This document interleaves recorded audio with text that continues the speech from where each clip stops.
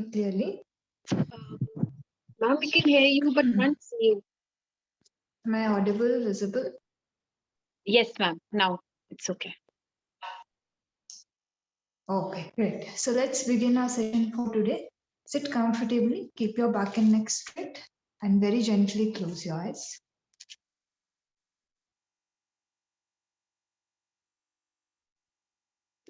Just start observing the breath.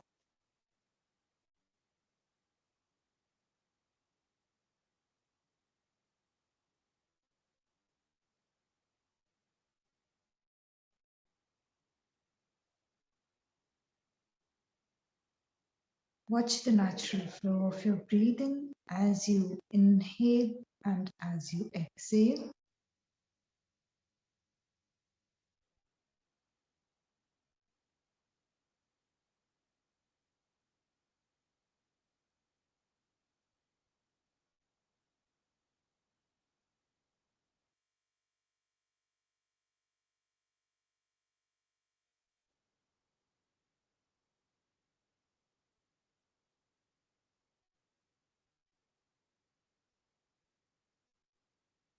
Slowly shift your attention to your body.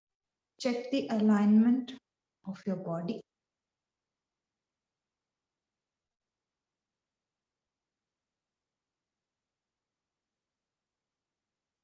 Make sure that you are both comfortable and stable in the posture you have chosen for yourself.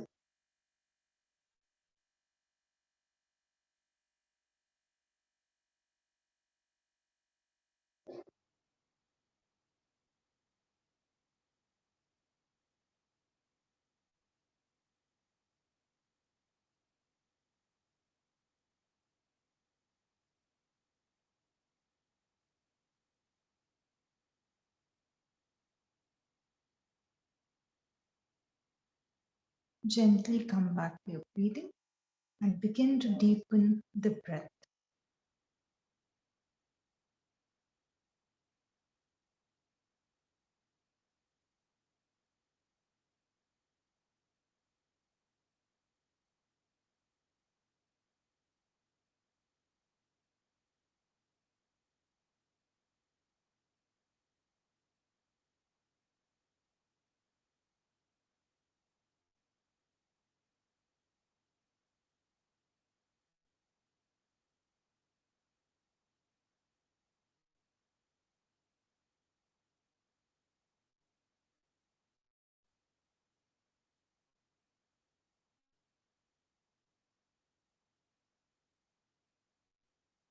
We'll start incorporating the practice of Kumbhak. After your next inhalation, hold the breath in for about 2 seconds and then go into the process of exhalation.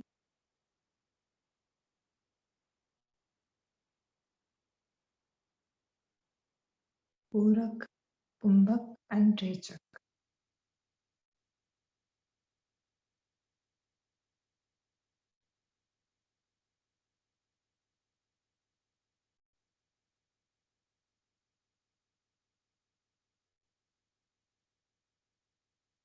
We will open today's session by chanting Om 3 times, followed by 3 Shantis. Take a deep breath in for Om. Om.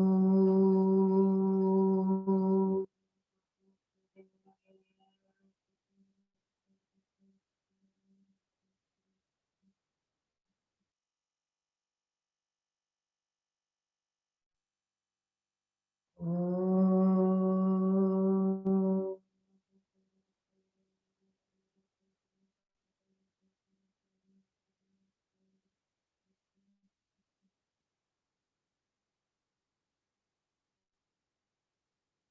Om.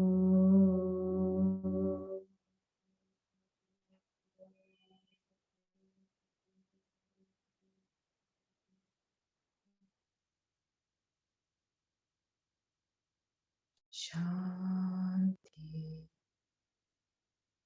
Shanti, Shanti.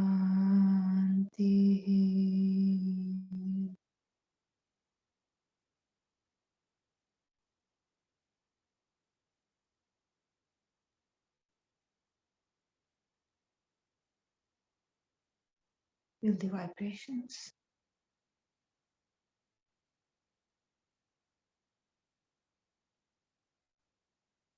Join your palms together and begin to rub your palms together.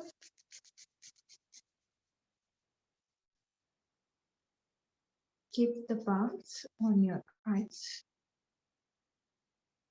Very slowly, while blinking and looking at your palms, begin to open up your eyes and come back with a big smile. Namaste, everyone. Let us begin our session for today. So after discussing one school and the other, now we have come to the last school of yoga, which is actually the merging point for all other three schools of yoga, right? Ask me that tomorrow is 24th, so our last class is tomorrow or on Saturday 25th. I will have to check that thing. Maybe you will have a half day on 25th, or it's possible that the entire day might be off, so that we are yet to get to know. So we'll announce on the group or let you guys know in the class itself. Okay, ma'am, in that case, then we will be finishing it tomorrow only, or it will go to next week. No, it won't go to next week. So last day date generally is 26th, but 26th is a Sunday. Sundays are off. And even 25th, there's Christmas. So I think we might have a half day or we will have the entire day off. So that will depend. Okay, so we'll let you know. Yeah. Okay. So we are starting with the path of Raj Yoga.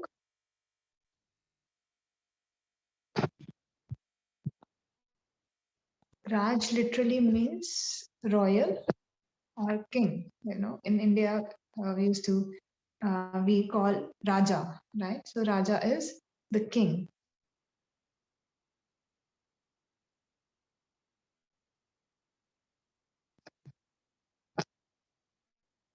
So this is the royal path, right?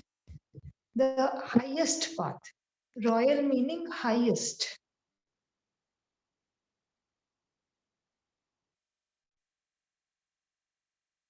Royalty, they are placed the highest or given the highest status in the society, right? So when you do all other forms of yoga, they merge into the highest form of yoga, which is the concept of Raj Yoga. So finally, all the Hatha yogic practices you are doing, all other Karma Yoga, Bhakti Yoga, all of them will come and merge. Their final stages would actually be the practices of Raj Yoga.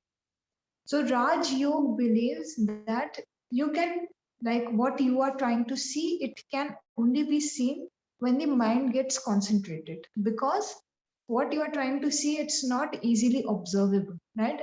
When I took the first class also in philosophy, I said this thing, my philosophy is based on this same premise that what you are trying to see, it cannot be seen around you or through the senses, right? You have to finally work with the mind, right? And when you concentrate the mind, when you sharpen your mind, then it becomes capable of perceiving the realities or the truths that you are looking for.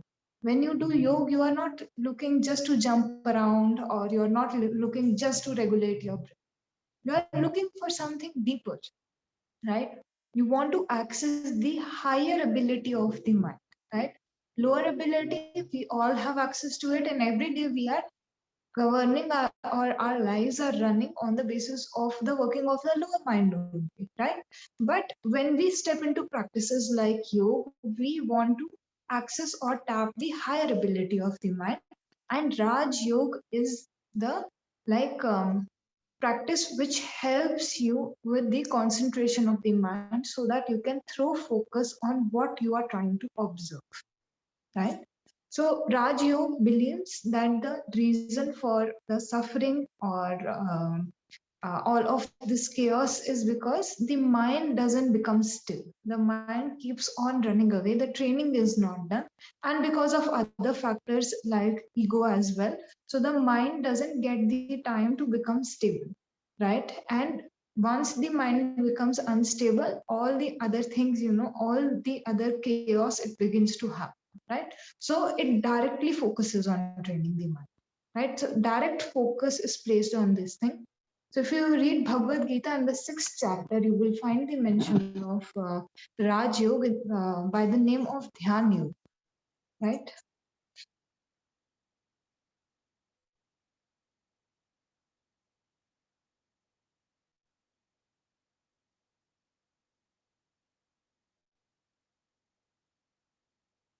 So Bhagavad Gita chapter 6, it's called Dhyan Yoga, right? And over here, Lord Krishna, he elaborates on how meditation should be done, and little things about meditation. And he actually mentions in this chapter only that in order to even begin on this path, your mind, your sleep, your diet, some things should already be regulated, otherwise you will not be able to do meditation, right? So I told you guys, Raj Yoga, it's even the beginner level is at a very advanced level, right? Because already a lot of training and working on the mind has been done, and so it becomes stable in order to move in the direction of concentration, and then turn that concentration turns into meditation, and that meditation turns into absorption, right? So it doesn't like like today meditation is used more as a tool, right? If you have stress, if you have anxiety, we are like, okay, we should take out 5-10 minutes in our day. But the entire aim of meditation is much more deeper, right? And in order to access that thing, already the mind should be stable and trained at a particular, right? So if you want to read more elaborately, again, you can go to the 6th chapter of Bhagavad Gita, and over there you will find the mention of the practices and how you have to go for Dhyan Yoga, right? Now, when we talk of Raj Yoga, Patanjali immediately comes in, okay? So the Yoga Sutras, they are the main basis for the practices of Raj Yoga, right? And it is quite a systematized way of putting Raj Yoga, right? So when Patanjali he opens his text, he first gives the sutra Atha Yoga Anushasana, right? Which means now I will give the discipline of yoga, right? Now I will elaborate on this discipline, right? So when he gives this first statement, right, what he's actually trying to concentrate and focus on is that now is a very important term that he uses in this sutra, right? And by now he means, okay, earlier, no matter what you have done or what you are doing, from now you are taking this discipline or this education, right? So there is a before and after. He says that now that you have started, okay, like now you guys have started doing yoga, now there is a separation that is created in your mind. There was a before you, right, before yoga you, and now the separation has been created, and now you will be the after version when you have done the practices, right? So he says कि उस चीज में अटकना नहीं, what I was, don't get stuck over there, right? Because when you start working on yourself, this mindset hits you again and again. I am that way, or I used to be that way, and it pulls you back, right? So he said, now you are, creating this distinction in your mind that from now I am going to practice you. From now I'm going to step into the practices of Raj Yoga. So there is no going back, basically, right? You shouldn't allow the past patterns. You shouldn't allow the past, desires to grip you in that same. You make this mental resolution, right? It's not something outside of you, right? Everything will be the same, right? All the people around you, they will be the same. They will have the same kind of expectation from you. But you have chosen this path, right? You are going to have to put in the effort to stick to the path, right? And he says, now become ready for this discipline. And in the second verse itself, he gives the definition of yoga, right? Which we have discussed very deeply already, right? Then he says, now that you have taken the decision and I'm going to give you the instructions, now this is what your final aim is. Okay. First he says, this is what your final aim is. Yoga Chitta Vritti Nirodha. Right? This is where you have to get. And then he, explains what happens when you stay in that stage. And what happens if you come out of that stage, if you again go into the cycle of, where you are again and again coming out of the training of the mind, or not training the mind, keeping the mind focused and concentrated, right? And then he discusses the concept of vrittis, which is very important for us. Okay, so he talks of 5 vrittis, right? In total, he has talked of 5 vrittis.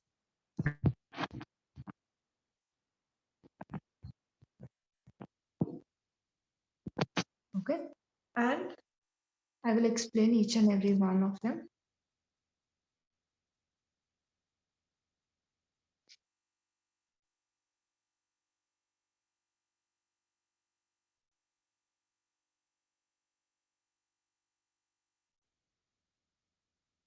First one is Praman, or right knowledge.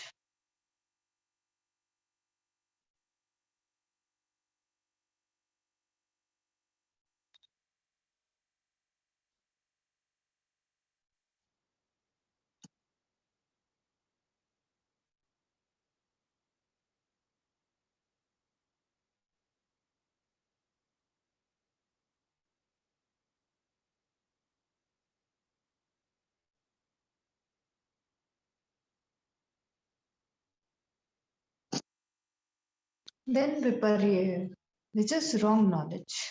So I'll spell Praman as Praman. Viparya is Viparay.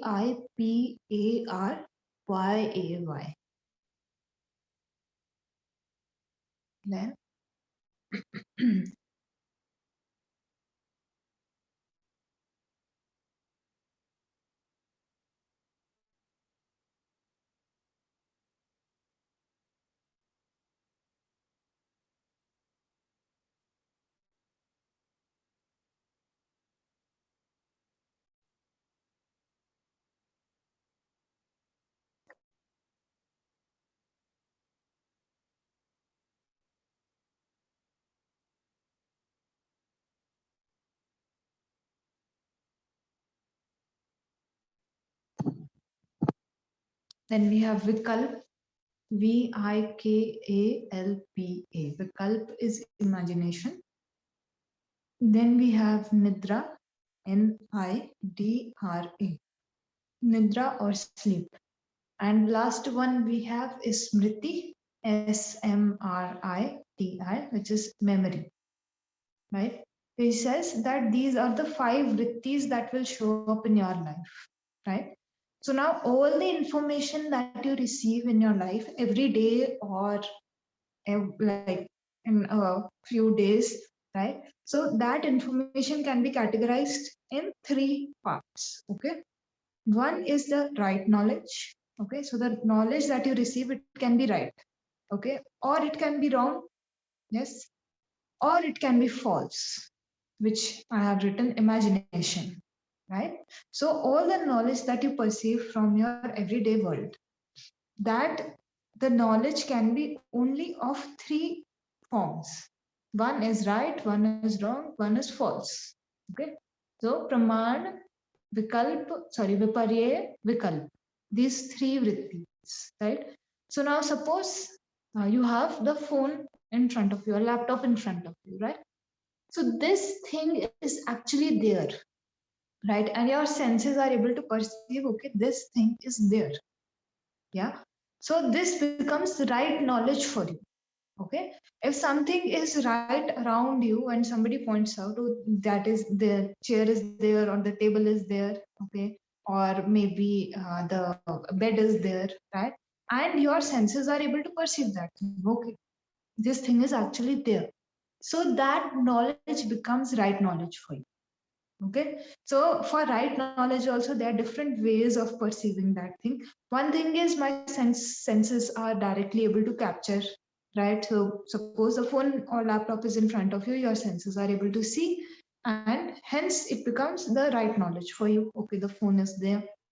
You can also make an estimate, right? So suppose today it's very cloudy out here, right? So immediately you can take a conclusion out of it that it will rain, right? So when the clouds are there in the sky and you have proper logical reasoning to take a conclusion out of this thing, right? Then you say that it is an estimate that you are making. Now, when the estimate is made on proper or strong reasoning, again, it comes into the form of right knowledge only, right? Then again, same example is there. It will rain at some point of time, or maybe the clouds, they will move forward wherever they will like, reach, their rain will happen. But because there are clouds, they do come down in the form of rain only, right? So second way of perceiving the right knowledge is that you are making an estimate. First is your own direct experience, right? Second is estimate. And third way in which you know that the information is correct is the testimony. Now, testimony not of just anybody, right? Testimony of somebody who is credible, right? And this generally comes up in the form of a spiritual leader, right? Because testimony you will have to only take on things that you cannot see, right? Everything else I can perceive, I can get a proper understanding. But what I have not experienced, I will fall back on the testimony of someone. That if they are saying, okay, this thing will happen, and I feel that my source is credible enough, okay, then you perceive that thing to be right knowledge, right? So this is your first vritti. Now, why is this a vritti? Why is this a fluctuation, right? Suppose you read some book, right, and you know that it is the talking of the ultimate truth. Suppose Bhagavad Gita, right? So now you read that text, and then it is, it is a source of right information. It is giving you the correct information. But then you start thinking about it, what is written, right? So what is happening? Your mind is consistently reacting even to the right information you are receiving. It doesn't matter what is the quality of the information you are receiving, right?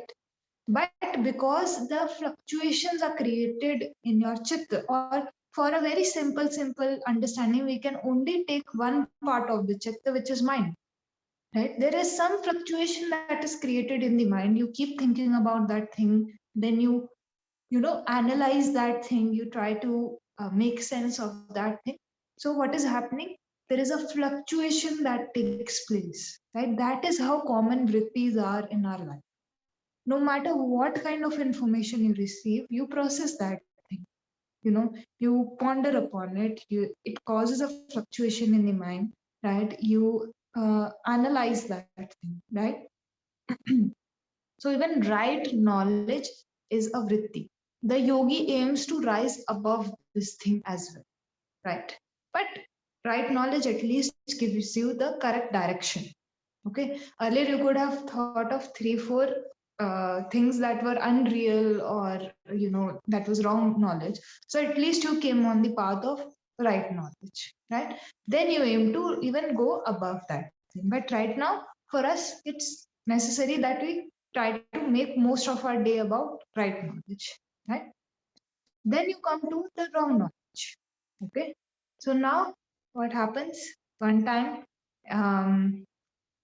like in rainy season over here, in the school, not to scare you, but yeah, there are a few snakes that come up, right?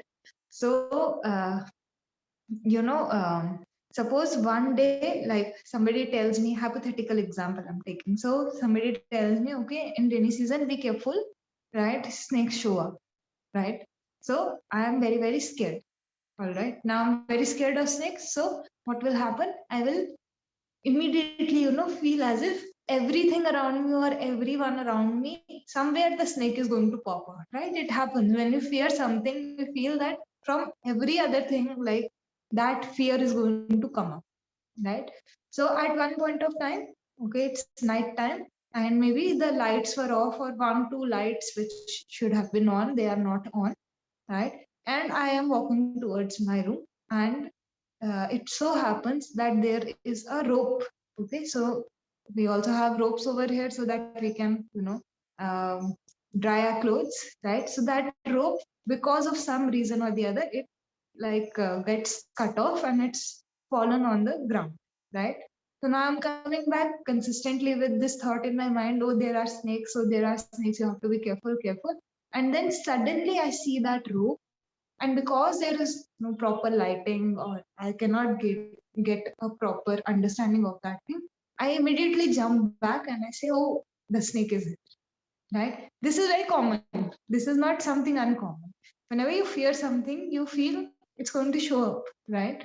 So now what is happening? My perception has been hampered, right? And I am perceiving the wrong information. This is an example of wrong information where the rope is there. So the object is not real. It is a false object. In Viparya, when you perceive the wrong information, the object is false, right? It's not real, but you perceive it to be that thing, right? So this can only be removed through the practice of the development of Vivek, discrimination. Now, suppose there was better lighting in that area, right? Or somebody was walking with me who had the senses, who was not that afraid, right? So, what would have happened? I wouldn't have jumped back that way, right? Or I wouldn't have thought that the rope was the snake, right? So, when are perceiving some wrong information in your life, right? You have to work towards developing your discrimination. As soon as you develop the discrimination, you will become aware of the real nature of that, right? As soon as you throw the light upon something, you become aware of what it really is, right? Here, if the lighting would have been better, or if it would have been daytime, right?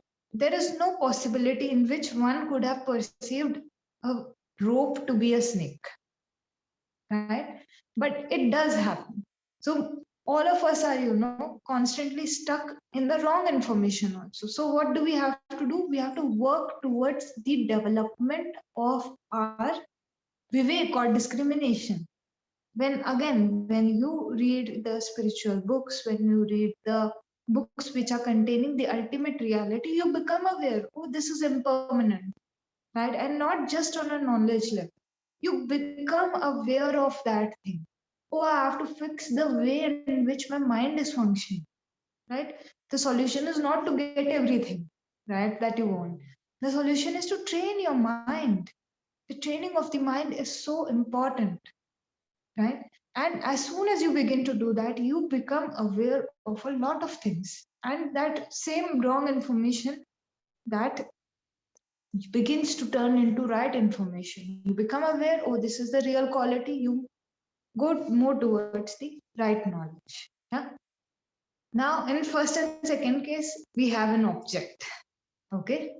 In the third case, the object doesn't exist only, right? Imagination has, or Vikalp has, given so much contribution to theater, to art, to drama, to movies, books, right? There's so many fictional books, right? And you know, uh, all of these things are the imagination of the person who is writing that, right? Now, if I say, think of a unicorn, right? Immediately will have an image in your mind, right? But does the unicorn exist? In reality, unicorns don't exist, right? At least I haven't come across any unicorn so far, right? But the mind, it's so beautiful, right? I would say it's the talent of the mind that it can create, or create an image, you can say, of something which doesn't even exist, right? People spend their entire lives in imagination, entire lives in, try thinking what is not, right, and what cannot be. which they know factually it's not correct or it's not existing. But they keep thinking, keep thinking. So imagination is something which again and again will get you stuck. Now you would like to imagine, oh, when I sit in meditation, I should see that light. You're imagining, I should see that God, right? You are losing touch with your reality when you absorb yourself in this vritti. Right? And it's very engaging, right? Who doesn't like Harry Potter, right? Everybody loves Harry Potter. It's famous throughout the world, but it is a work of fiction only. At the end of the day, it is a work of fiction, right? So you have to be very careful with this vritti because this vritti is very, very capturing, right? Your mind will get easily engaged. In meditation, you would want to think, oh, let me see that divine light, right? Again, you lose touch with your own reality, right? And you have to walk on the path which is bringing you more in touch with reality, right? So your object or your aim should be such that I should be with something which is, keeping a check with whatever is going, right? So again, these three vrittis, they show up consistently in your life. Now start categorizing. Okay, start categorizing. Okay, if some source of information comes to you, is it right? Is it wrong? Or is it false? Right. So from today, start observing how deeply vrittis have become a part of your own life. They're not something separate. They're not something you read off or study. Right. It shows up every day in your life, and the moment you begin to recognize it, you start to trace your way back, right? To come out of them. These are fluctuations. You have to come out of them. So if somebody is not only aware that the fluctuations are taking place, how will they come out? Right? So today's task for you is all five vrittis, right? Whatever we will discuss in today's class, start observing in your own life. Right? So next one is nidra or sleep. Now, first three show up on a conscious level of mind. When you are awake, you are aware everything that is going on. But sleep is also a vritti, right? Patanjali called sleep also a vritti. Now you think, okay, for the entire day I have done the work. Now I'm going to sleep. Ab kuch nahi hoga. Now nothing is going to happen. There is no fluctuation, right? But no, Patanjali, that is why he covered the entire. So according to him, only these five vrittis exist and it covers our entire life, right? So when you go to sleep, 5 hours, 7 hours, 9 hours, right? Again, you are going into another state of vritti, right? Over here, the senses are completely withdrawn, right? When you go to sleep, the senses are completely withdrawn from the external world, but still the mind is functioning. When you guys dream, right? All the external things that you have perceived, they show up in your dreams. You will generally see this thing, right? Some source of reality exists in our dream, right? And then the dream goes on. There are some other details that are added to it, but the functioning of the mind is still going on, right? But Patanjali also says that this is a very important vritti. If you understand this vritti, you will also become aware of the state of samadhi, which is the absorption, right? Because in samadhi, similar thing happens, right? Your senses are completely withdrawn and you are aware of yourself, right? But in sleep, we lose the awareness of ourselves, right? He says both of them are different in this aspect only. When the yogi sleeps, they are consistently aware of everything around them, right? Their sleep is the proper way of sleeping. When we sleep, we don't know. We will sleep on one side of the bed, we will wake up on the other side, or sometimes it happens you fall down only, right? So for us, the sleep is so unconscious. We are not aware of ourselves or what is going on, right? But the yogis sleep because they absorb themselves, right? So there is at no point the yogi sleeps. This thing is said. The yogi remains awake when the world sleeps, right? So he says that if you understand the vritti of sleep, you will get very close to the understanding of the state of absorption. But again, as you work on it, you know, become more aware. Now, this doesn't mean the yogi doesn't sleep. Okay, everybody, yogis have bodies, and our body and mind needs rest, right? But the constant reaction that is created subconsciously in our mind when we sleep, and the lack of awareness of self. This is the sleep of a common person, right? But the yogi is non reactive even in sleep stage, right? And is consistently aware. The sense of awareness doesn't leave them, right? They also go and sleep, right? So don't confuse these two things. He's talking of the fluctuation that is caused because of being in the state of sleep, right? So this becomes your fourth vritti. So next time when you're going to your bed, going to sleep, you can say, okay, oh, now this vritti is going to begin, right? So add that sense of awareness in that, right? And last vritti that he says is the vritti of memory, smriti, right? Now, something which escapes your mind. So sometimes it happens as we grow up, we completely forget certain things, right? We are not even aware. When somebody brings it up and we are just saying, oh, was that the case, right? So that is not memory. When you allow an experience to escape your mind, it is not smriti.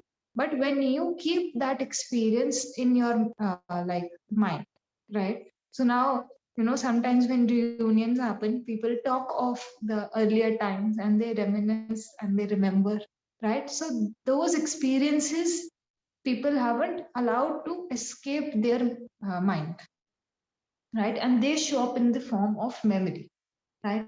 And each and every time, you think of some memory, again a fluctuation is caused in the mind, right? Again, when you are thinking again of that memory, you again the processing begins. Oh, aisa hua tha. That is how that happened. This is how that happened. Okay, okay. It was so good, or it was so bad. It was such a hard time, or it was such a cheerful time for me, right? So again, currently you are thinking of that, but it is causing that fluctuation in your mind, right? So memory also shows up in the form of a vritti, right? So throughout your day, either you will receive right information, wrong information, false information, or you will reminisce or think about something, or you will go and fall asleep, right? So consistently in your day, either of the vrittis will show up continuously. So now begin to sort them out. Acha, at least you can put them in a box, right? It helps you to be less reactive towards them, right? When somebody is angry and you just, because of some reason there is some disturbance that is caused, right? Then you will see that person is not able to come back to that level of anger. तो फिर अपने आप कम हो जाता है, it goes down, right? So in that same way, when you become aware of the vrittis, again the reaction of your mind, it will come down, right? You will at least be able to focus on how you are feeling or how your breath is going, right? So this will help you to navigate in your life overall, right? So as soon as Patanjali, any doubts so far? First, I'll take any doubts. All right. Okay. So then, as Patanjali finishes telling about the vrittis, he immediately gives the solution, right? So immediately he tells the solution and says that so the solution is given for advanced level student, right? So he said for advanced level student, there are only two practices.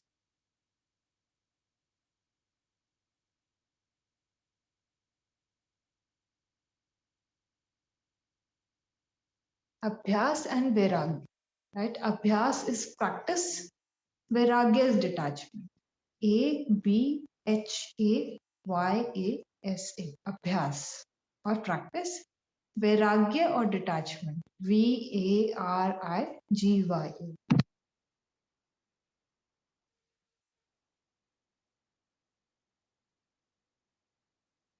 Okay, so advanced level student already chosen the practice that they have to do, right?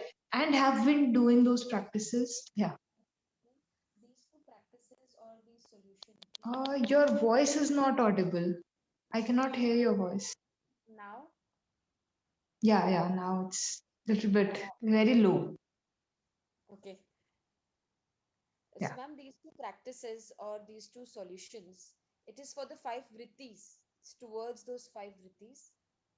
Yes. So he is giving the solution for the fluctuations basically. And he says that where the fluctuation cease, yoga happens, right? So for the advanced level student, this is the solution that he gave, right? He said that advanced level student already they have chosen what practice they want to do, right? It could be any form of yoga, karma yoga, bhakti yoga, jnana yoga. They have already chosen. They know which path is correct for them, right? Then they have been practicing it and not just for a little time, for a very long period of time, right? So he gives the quality of the practice, how they have to change the quality, right? So he says abhyas and vairagya, right? Practice and detachment. He says that whatever the advanced level student is doing, keep on doing that.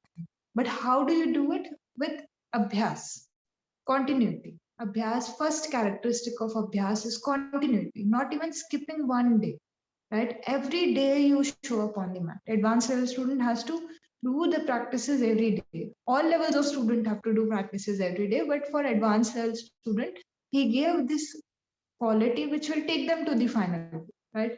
So every day practice is important, right? Then long term. Okay, now every day I decide, okay, for 1 month I will do this thing. So after that 1 month I leave. So what is the point, right? I will have to start from zero again, right? So he says, advanced level student, don't make this mistake. First thing, be continuous, then do these practices, whatever you have chosen, for a long period of time. And third thing, have faith. Okay, have faith in yourself, have faith in the practice, and have faith in the person who is teaching you or guiding you, right? So when you cue in these three qualities, you go into abhyas, right? There you do not leave your practice no matter what kind of day you have, right? Bad day, good day, party day, or reunion day. You keep the practice consistent, right? So whatever practices you're doing, again, cue in this thing, right? Then he says the second thing is also very important, which is detachment, right? He says, and it is very true, that the spiritual journey cannot be, put into a timeline. Right now, I say in 1 month I will achieve. Yesterday or in a previous class, I took the same example again, that in 1 month I will achieve headstand, right? So what you're doing, you're hurting your body. If your body is not ready, you have come to yoga to not hurt yourself. And in this madness and craziness of achieving a particular thing, you begin to hurt yourself, right? Your mind again and again goes in this reaction, right? So he said to the advanced level student, avoid this thing, be detached, just keep practicing, do abhyas, and be detached from the results. Okay, that okay, in this much time I have to achieve this thing, be detached from that. If you keep practicing for a long period of time with dedication, right? There is a source of dedication also that abhyas has. With the dedication, sooner or later you will achieve what you are working towards, that in life often everything around us, it makes us set a timeline, right? The general society also, it sets a timeline, right? By this time you should finish your education, by this time you should go and have a job, by this time you should go and get married, right? By this time you should have children, right? So our training is done in this way, where we are bound by timelines, right? अब तक नहीं करा, oh बहुत late हो गया, right? And it's too late to go for masters now, or it's too late to go and get a job now, right? There is no too late in your life, right? Whenever you want to achieve something, if you just start working towards it, right, with the suspension of the expectation, you will achieve that thing, right? Everybody, like most of the people around me, sooner or later they have, gotten jobs, right? Sooner or later they enrolled for the education that they wanted to enroll for. Sooner or later they got married, right? But some did that earlier, some did that later, right? So it depends on you and your goals also. So suppose you don't want to go for higher education, so why will you go and hit your head over there, right? So there is no timeline, right? Whenever you feel the need, whenever you get the, uh, awareness that you need this thing or want this thing, go ahead, work towards it, right? And consistently work towards it, you will achieve that thing, right? There's a very famous story. In Siddharth Gautam's time, there was this person known by the name of Angulimala, right? And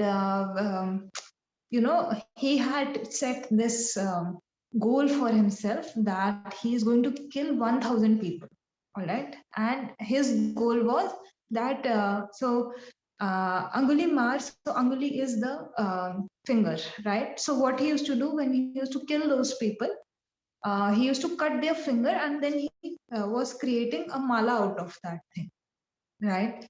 So now everybody has their different names, right? So he, for some reason or the other, he was driven on this path that now he is going to kill 1000 people, right? So now till 999, right? He had completed his target and only one more person he had to kill in order to reach his final goal, right?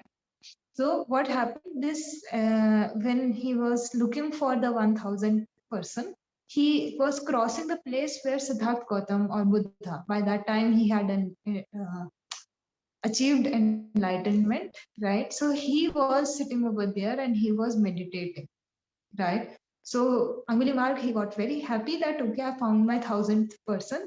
So let me just go and, kill him and complete my target, right? So as soon as he went to Siddharth Gautam, Siddharth Gautam, his way of conduction. So when you go near a yogi, their vibe and the way of conduction, it draws you in. So he also went towards him, and immediately, Siddharth Gautam, he, became aware of his intention, and again he, talked to him, and as the conversation was going on, uh, he became aware of what he had done, right? Now killing 999 people, not just animals, right? People, right? So because of some reason or the other, his awareness came, right? After killing 999 people, one would think that there is no way of redemption, right? But as soon as he became aware of what he had done, he immediately left, right? And he learned Vipassana from Siddharth Gautam, and he became enlightened. Arihant हो गए वो जिस समय सजगता आई. So as soon as you become aware, oh, this is what I have done, and I have to leave it, right? This is not what I'm supposed to do, right? You immediately, and you get the right path, you get the right direction, you will go running towards the final goal of liberating yourself from all of your sufferings. It doesn't matter when even Patanjali, when he says Atha Yoga Anushasanam, he also says this thing. Jab hosh aaya. When you become aware, that is the moment for you, right? Rest, whatever you have done before it doesn't matter. What you are going to do after that thing, from that point, when you become aware of this knowledge, what you are choosing to do, right? That is the main thing you have to focus on, right? When Angulimala, he went back to society after getting liberated, people threw stones at him because he had actually killed their family members, they threw stones at him, and he had so much love and compassion for them, right? Because he knew where he was stuck. And the moment the awareness came, he worked on himself and he got liberated. And now he understood when the yogi, reaches a certain point, immense amount of compassion shows. right? They show love towards not only the people who are close to them, but everything around them. There is so much love, right? And he understood why people were throwing stones at him, right? Now the person who had killed allowed people to throw stones at him because he knew, he understood the gravity of what he had done, right? So now it's up to you guys from here, from the ending of this course, till this course, all of your teachers, they were holding your hand and taking you on this path. From here, when the course ends in 1 or 2 days, where are you going to choose to go? That is a question that you have to really ponder upon deeply. If you choose to keep your practices, sooner or later you will reach the final goal. Right? That thing is guaranteed. Yoga guarantees this thing, right? That you are going to free from all of your sufferings, going to be free from all of your suffering. But you have to walk the path. Nobody will walk the path for you, right? Somebody who is very, very, virtuous, they will show you the path. They will tell you, okay, go in this direction, then take a right, then take a left, right? But you have to walk on the path, right? So, any doubts in today's session? Tomorrow we'll cover the rest of your topics. No doubts. All right, let's close our session for today. We'll just chant Om one time, followed by 3 Shantis. Sit comfortably, close your eyes. Take a deep breath in for Om. Om.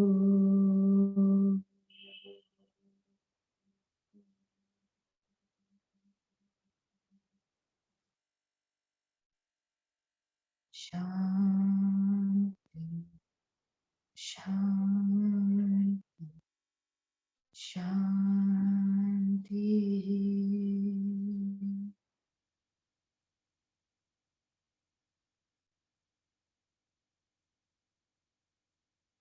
Join your palms together and gently bow down. Just taking a few moments in Nadi for a sense of gratitude. Begin to rub your palms together.